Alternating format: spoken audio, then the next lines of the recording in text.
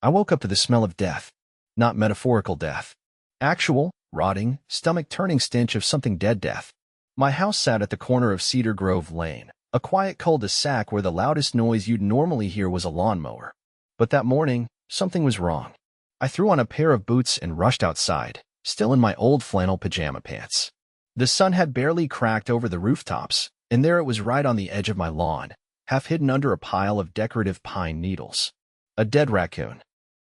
Its body was stiff, eyes glazed, and flies were already starting to swarm. I gagged, backed away, and that's when I noticed something else. Just a few feet away, tucked behind my rose bushes, was another one. This one was a rabbit, formatted, clearly not roadkill. No blood, no tire marks, just dumped. What the Nathan? A shrill voice barked behind me. I didn't even have to turn around.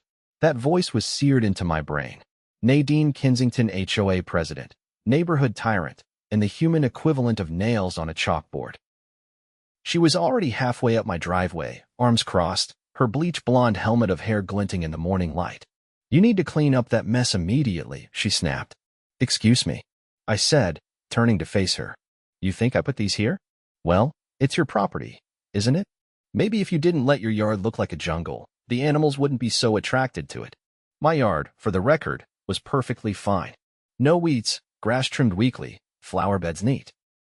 But Nadine had been on my case ever since I refused to sign her petition to install security gates that would have cost every homeowner an extra $500 a year. I looked her in the eye. "You're really going to stand there and blame this on me?" "I'm not blaming," she sniffed. "Just stating facts. The HOA receives complaints about your property weekly." "From who?" "You." She ignored that and spun on her heels, stomping down the sidewalk like she'd just won something. I stared at the dead animals. Something didn't feel right. 2 dead animals, same morning, no visible injuries, and conveniently placed just where they'd be seen from the street? It didn't add up.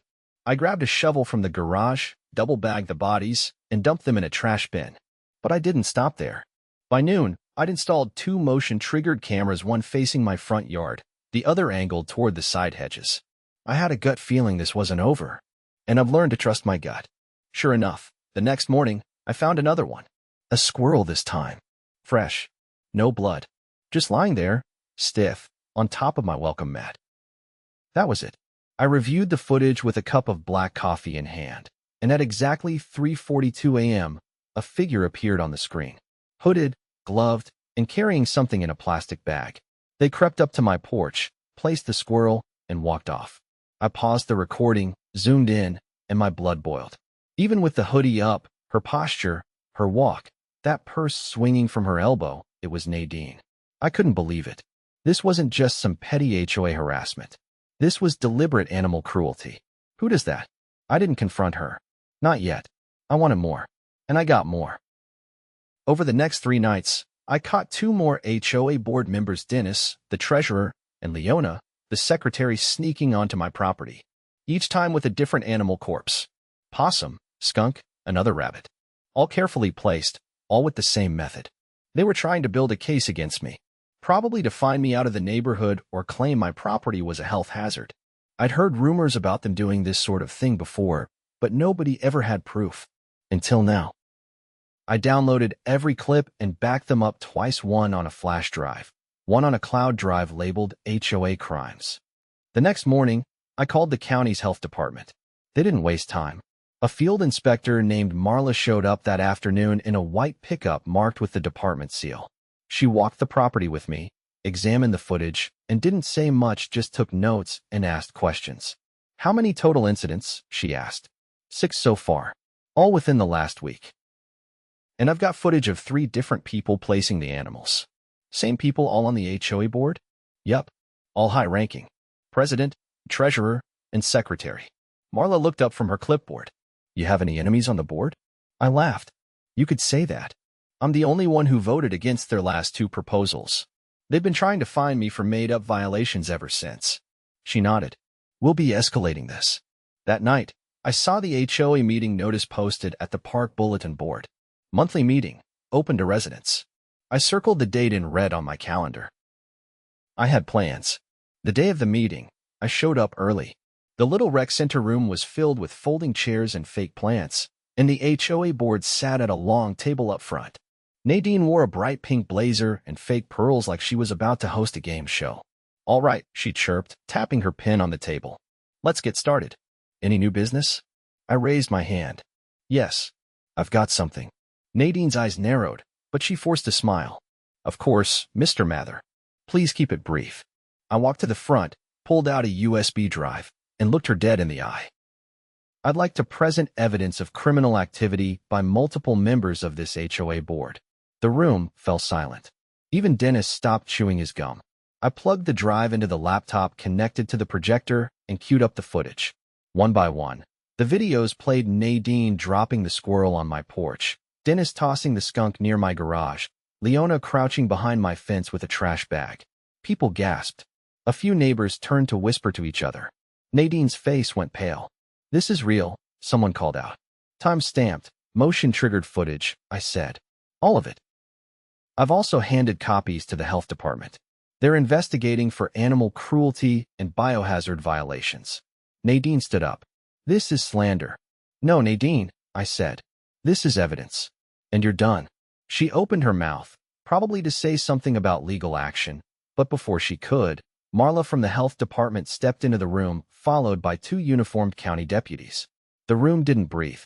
Nadine stood frozen behind the folding table while the deputies moved in without hesitation. One of them, a tall man with a shaved head and the calm focus of someone used to tense situations, approached the front row. "Ma'am," he said, nodding toward Nadine, "we need you to step outside." She didn't move. Her hands were clenched on the edge of the table, knuckles white, as if she could will the whole night into vanishing. "I have nothing to do with this," she said, her voice cracking. "This is a setup." The second deputy, a woman in her 40s with a no-nonsense posture, stepped in beside her partner. "You've been identified in multiple video recordings, and the health department has issued a formal complaint," she said. "You can explain everything downtown. For now, you're being detained pending questioning." Dennis tried to get up and leave, but Marla blocked his path with a single step and a clipboard held high. "Don't even try it," she said. "Your footage was submitted along with hers. You're listed on the same incident report." Leona had gone ghostly pale. She didn't resist when the second deputy turned to her. She just nodded and quietly followed as all three were led out of the room. The silence that followed their exit was crushing. No one clapped. No one whispered. It was like the entire neighborhood had been holding its breath for years and didn't know how to exhale. Finally, a voice spoke near the back. It belonged to Mr. Langston, the retired fire chief who'd lived in the neighborhood longer than anyone else. "Is that what's been going on all this time?" he asked. "All those fines, all those sudden complaints. They were trying to run people out?" I looked around the room, made sure everyone was paying attention. "They've done it before. Quietly. They isolate homeowners, flood them with violations, then use the HOA bylaws to fine them into submission. But this time, they chose the wrong lawn." A murmur rippled through the crowd. Some people began to stand up. Others shook their heads. A couple of older women up front looked like they were about to cry. One woman, Harper, a nurse who lived 2 doors down from me, raised her hand. "What happens now?" she asked. "Do we even still have a board?" "No," said Marla, flipping through her folder. "Not as of tonight. The health department's involvement automatically triggers a municipal audit of the HOA. The county's legal team will appoint a temporary oversight committee until new elections can be held." A man in a blue windbreaker stood up. I recognized him as the father of 2 teenagers who'd been fined for improper basketball hoop placement last month. "Can we nominate residents?" he asked. "People who actually live here and don't treat the bylaws like a weapon?" Marla nodded. "You'll be given instructions in the next week. There will be a public meeting. The county will supervise the process. Until then, the HOA's authority is suspended." It was over. The meeting dissolved slowly, like people weren't sure what to do with the weight that had just been lifted. Neighbors who hadn't spoken to each other in months started trading stories. People compared petty fines, shared screenshots of absurd notices, and one man even pulled out a laminated copy of a violation he'd received for excessive wind chime noise. As I walked out into the cool evening air, Harper caught up to me. "I didn't know," she said. "I thought you were just being stubborn about the gate thing. I didn't know they were this calculated." I nodded. "They were careful. until they got desperate. She looked up at the stars for a moment before turning back to me. You saved this neighborhood from something really ugly. I shook my head. No, I just filmed it. The ugly was already here. The following day, a county vehicle pulled into the neighborhood with a sign on its side that read, Department of Regulatory Affairs. 3 officials in suits went door to door collecting testimonies.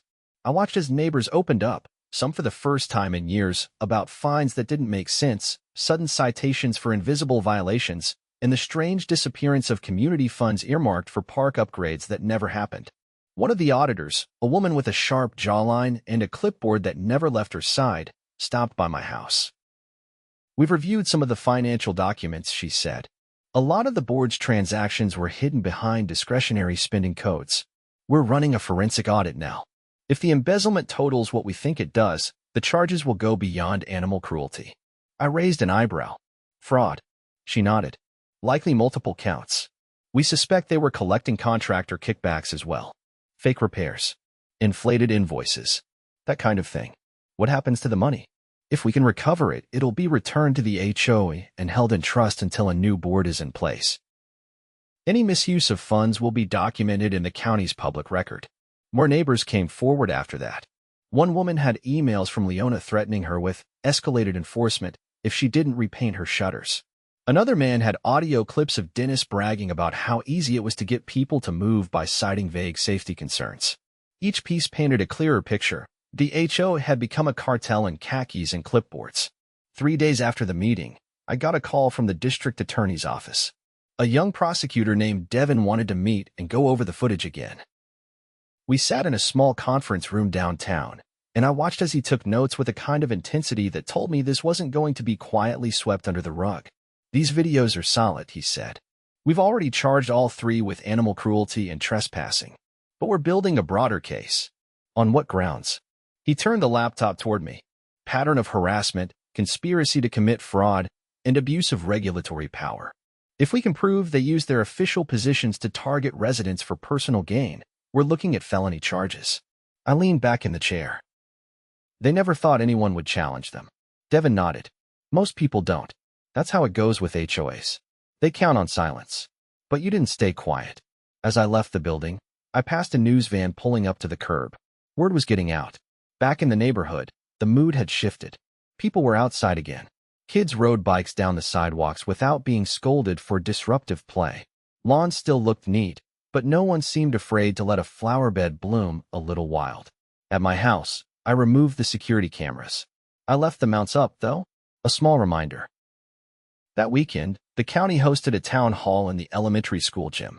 Folding chairs filled the court, and a temporary oversight board introduced themselves. 3 residents, 1 county representative, and a legal advisor to guide them through the transition. No one mentioned Nadine, Dennis, or Leona. They didn't have to. Their absence thundered louder than any speech. The new board announced plans to revise the bylaws, eliminate vague language that allowed abuse, and implement transparency requirements for all spending. Every vote would be public. Every decision documented. I didn't run for the board. I didn't need to. My part was done. As I walked home from the meeting, I passed a line of kids chalking up the sidewalk in front of their house. One of them had drawn a massive raccoon in neon blue, wearing a superhero cape. Above it, in shaky letters, it said, Justice Raccoon. I laughed harder than I had in months. For the first time in a long time, Cedar Grove Lane felt like a neighborhood again. The following week brought rain. Not the light, forgettable kind either. It was a persistent, gray downpour that soaked everything in sight and turned the streets into shallow rivers.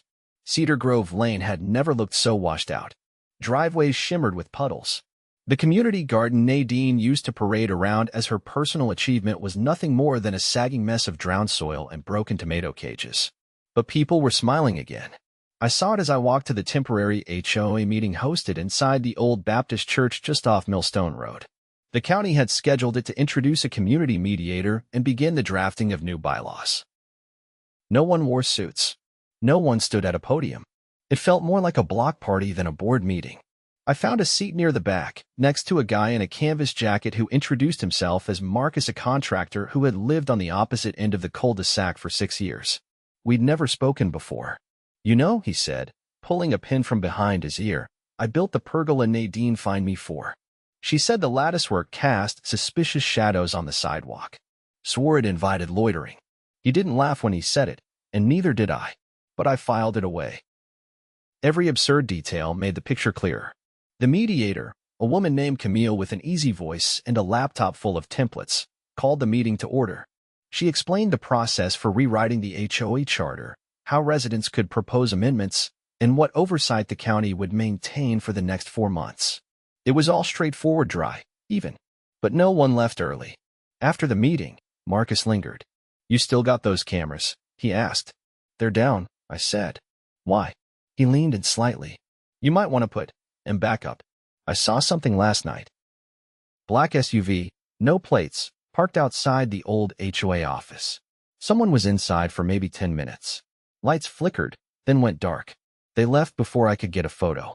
The old HOA office was just a converted pool utility room behind the tennis courts. It had been locked since the investigation started, but if someone was sneaking in, it meant something had been left behind or someone wanted to make sure nothing was found. That night, I reinstalled the cameras. But this time, I added 2 more, both with low-light filters and wider lenses. I pointed one directly at the back fence near the pool enclosure. 3 days passed. Nothing. Then, on the 4th night, motion was triggered at 2:37 a.m. I watched the footage in silence the next morning. A figure approached the office door in the rain, this time wearing a reflective vest. They used a key, an actual key, not a crowbar or a lockpick. Inside for 7 minutes. Then gone. I enhanced the footage, and there it was, faint but unmistakable. The vest had a logo. Everpine Municipal Waste, a subcontractor used by the county for cleanup. And occasionally, for quiet disposal. I copied the footage and drove to the county offices. Devin, the prosecutor, met me in a cramped conference room that smelled like stale coffee and toner ink. He watched the video twice. "We didn't authorize any entry to that office," he said. "It's sealed under audit protocol. Anyone going in was either bypassing security or got help from someone inside the county." "Could be someone tying up loose ends," I said. He nodded, then reached for his phone. "I'll get a warrant to search the office again." This time with a forensic team. 2 days later, I got a call. "You're going to want to hear this in person," Devin said. The office had been gutted. Shelves empty. Filing cabinet drawers cleaned out except one. A bottom drawer had been missed, wedged behind a broken hinge.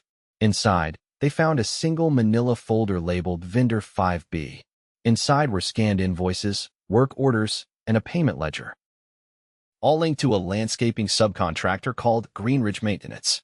The charges were outrageous. $2,200 for seasonal hedging, $1,500 for ornamental pest control, and over $10,000 for hazardous wildlife removal. Each invoice was signed off by Nadine. All dated within the last 9 months.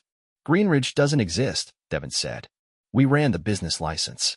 It was dissolved 5 years ago. The bank account listed on the payments belongs to a shell company set up under Dennis's cousin's name." He laid out the timeline. The fake company had been billing the HOA for services never rendered. The payments were funneled into a private account. Then, to justify the hazardous wildlife claims, they'd planted dead animals on resident properties, including mine. It was worse than harassment. It was premeditated fraud. And now, it was interstate wire fraud too, since some of the payments had been routed through a processing service in Nevada. "I'm filing amended charges," Devin said. "We'll add conspiracy to commit wire fraud, falsification of public records, and obstruction of a government audit." I sat back in the chair. "How long were they planning to keep this up?" "They'd been doing it for years," he said. "But your footage forced it into the open. The animal cruelty charges cracked the shell. Now we're inside." The next morning, the news broke.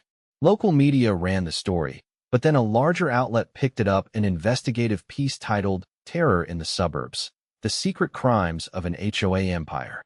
It went viral. People from all over the country started sharing their own horror stories in comment threads. A retired teacher in Arizona, a widow in Florida, a single mom in Oregon. The same patterns: fake violations, fabricated fines, board members profiting quietly. We weren't alone. The county responded fast. Every HOA in the region was ordered to submit to a compliance review.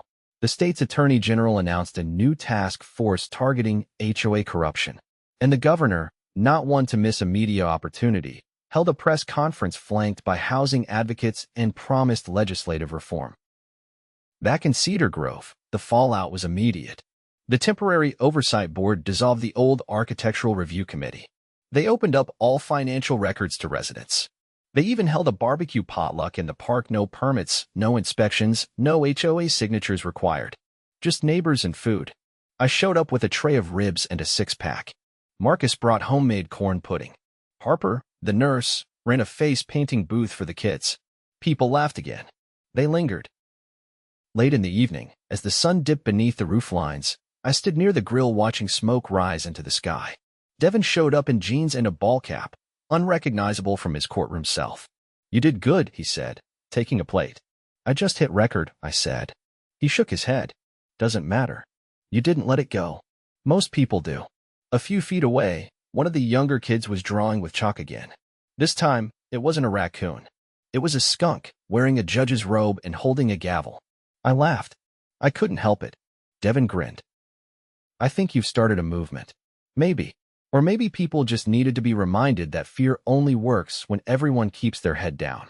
The rain had stopped, but the neighborhood was cleaner now, in every way. And if another Nadine ever tried to crawl her way back into power, they'd find themselves under more than a camera's gaze. They'd be facing an entire community that had finally learned to stand tall. The first real frost of the season crept in overnight, leaving the lawns of Cedar Grove Lane glazed in silver. I stood on my porch with a mug of coffee, steam curling past my face as I watched the sunrise paint the rooftops gold. The neighborhood had changed. Not just in structure, no more secret finds, no more surprise visits from clipboard tyrants, but in spirit. There were no whispers of paranoia, no anxious glances at mailboxes. Just quiet. And then the unmarked van returned. It pulled up just past the old pool house, the same one Nadine had used as her headquarters. I recognized the make same black Ford, no plates, same tinted windows. Only this time, two men stepped out, not one. They weren't in reflective vests. No markings. One carried a duffel bag. The other had a crowbar. I didn't waste time. I grabbed my phone, dialed the direct number Devin, the DA, had given me after the last discovery. He answered on the second ring. "There's movement again," I said. "Same van. Two guys this time. They're trying to get into the old HOA office." "Stay inside," he said. "Sending a unit now. Don't approach." I stayed on my porch but kept my phone recording, zooming in as the two men broke the padlock and slipped inside. They were in there for nearly 15 minutes before the first cruiser arrived. No sirens, just lights. The two men bolted as soon as the cruiser pulled in. One made it halfway over the chain-link fence before the officer tackled him to the ground. The other took off into the trees beyond the tennis courts. He didn't get far. A second car cut him off before he reached the trailhead. By noon, both were in custody, and the office was locked down again. Devin called me that evening. "They weren't amateurs," he said. "One's a licensed private disposal contractor. The other's a former code enforcement officer from a nearby county, let go 2 years ago for falsifying inspection reports." What were they doing here? They had a list. A printed inventory. Each item cross-referenced to a storage locker in another city.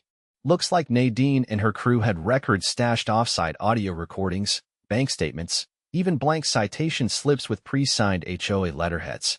Why would they send these guys now? Devin hesitated. Because the trial starts next week, and someone's trying to make sure certain things never see a courtroom. The trial. It had crept up slowly, like a storm forming on the edge of the horizon. Nadine, Dennis, and Leona had all been indicted on multiple charges: wire fraud, conspiracy, trespassing, falsification of records, and the original animal cruelty offenses that started it all. But what Devin found next changed everything. "We pulled security footage from the storage facility," he told me. "One of the units registered under Dennis's cousin's name. Inside, we found a freezer." I didn't interrupt. I could feel where this was going. 3 more animal carcasses, Devin said. Labeled by address. None of them were yours. 2 belonged to homeowners who moved out last year. The third was tagged for a residence that never received a formal violation. So they were prepped in advance. Exactly. It wasn't just retaliation. It was strategy. They were staging evidence as needed. That changed the stakes. The cruelty charges were no longer isolated incidents. They were components of a larger, organized plan to force residents into compliance or out of the neighborhood entirely. The trial would need to reflect that. Devin filed an emergency motion to consolidate the charges under a RICO statute, Racketeer Influenced and Corrupt Organizations Act. It was rarely used in HOA cases, but the pattern of behavior, the financial trail, and the attempts to destroy evidence painted a picture too structured to ignore. The judge approved it. Court proceedings began the following Monday in a packed municipal courtroom. I sat in the third row, behind the prosecution team. Marcus was there, along with Harper and over 24 neighbors who had come to testify or observe. Nadine sat at the defense table with 2 attorneys at her sides. She looked smaller than I expected. No pearls. No bright blazers. Just a gray suit and a face that had lost its conviction. Devin opened with a simple line. This case isn't about petty neighborhood disputes. It's about power, deception, and a system corrupted from within to benefit the few at the expense of the many. Over the next 3 days, the prosecution rolled out everything: financial records, forged contractor agreements, photos of the staged animal remains, and dozens of testimonies from residents. One by one, we spoke. Each account layered new detail onto the pattern. Fines with no cause. Inspections that never happened. Threatening letters delivered without postmarks. When it was my turn, I took the stand and described the first morning: the smell, the placement of the animals, the accusations. Then I described the cameras, the footage, the pattern. Devin displayed screenshots from the videos, the timestamps, the clear images. The jury leaned forward. The defense tried to discredit me, claimed the footage could have been altered, that maybe I had staged the animals myself to retaliate against the HOA. But Devin was ready. He introduced the audit logs, the invoices from Greenridge Maintenance, the bank transfers, the shell accounts, the forged signatures. By midweek, Nadine's attorney requested a plea negotiation. Only it wasn't accepted. Devin refused to drop the RICO charge. He wanted precedent. He wanted this case to echo through every HOA meeting in the country. The trial continued. On day 5, a surprise witness took the stand. It was an accountant from a neighboring HOA, one Nadine had consulted with 2 years prior. He testified that she'd asked questions about discretionary enforcement models and how to implement cost recovery penalties for non-compliant behaviors. He'd been uncomfortable with her phrasing and had kept notes. Those notes were now evidence. By the end of the second week, the defense cracked. Leona took a deal in exchange for testifying against Nadine and Dennis. Her testimony confirmed that the animal placements were coordinated, that the invoices were fake, that Nadine had referred to certain homeowners as weeded liabilities who needed to be cleared out one way or another. The jury deliberated for less than a day. All 3 were found guilty. Sentencing came 2 weeks later. Nadine received 12 years for fraud, conspiracy, and animal cruelty. Dennis got 8. Leona, having cooperated, received 2 years probation and mandatory community service. The judge didn't mince words. This was not a case of mismanagement or ignorance. This was an abuse of structural power, fueled by greed and carried out with cruelty. You turned a neighborhood into a trap, and now you'll answer for it. When the gavel fell, the courtroom exhaled. Back home, Cedar Grove Lane didn't celebrate with fanfare. There were no banners or speeches, just quiet peace. The temporary oversight board held its final meeting in the church hall. New elections were held. Marcus won a seat. So did Harper. They didn't campaign. They were nominated by residents who had seen them show up, speak out, and stand tall. The bylaws were rewritten. The new charter included transparency clauses, spending caps, and a recall process that required only 10 signatures from residents. The HOA was no longer a fortress. It was a tool, one that served, not ruled. I didn't run for anything. I kept the cameras down this time. But I did receive a letter from the state attorney's office. A formal notice that the case had been cited in 2 upcoming policy proposals regarding HOA regulation. One focused on financial transparency, the other on limits to enforcement authority. I pinned it to my fridge, not as a trophy, but as a reminder. What started with a dead raccoon ended with a statewide change. Justice didn't come in a wave. It came in pieces, one camera, one voice, one neighbor at a time. In Cedar Grove Lane, it was finally just a neighborhood again. A place where people waved from porches. Where no one feared their mailbox. Where the only thing on the lawn was grass.